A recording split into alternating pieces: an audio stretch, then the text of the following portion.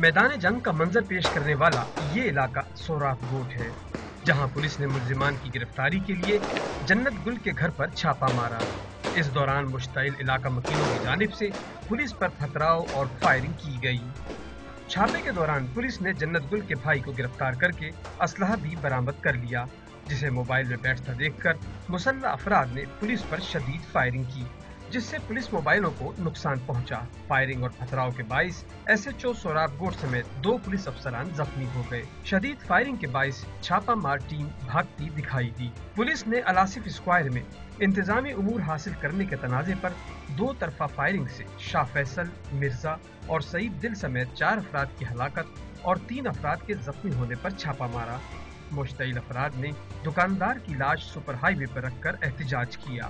سوراخ کوٹ پر فائرنگ سے مجموعی طور پر 2 پولیس افسران سمیت 7 افراد زخمی ہوئے ہیں۔ فائرنگ کے باعث علاقے میں صورتحال کشیدہ ہو گئی اور بازار مکمل طور پر بند ہو گیا۔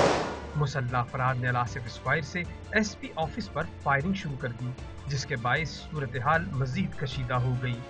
پولیس کے مطابق جنت گل کے 2 بیٹوں سمیت 7 افراد کو گرفتار کر لیا گیا ہے۔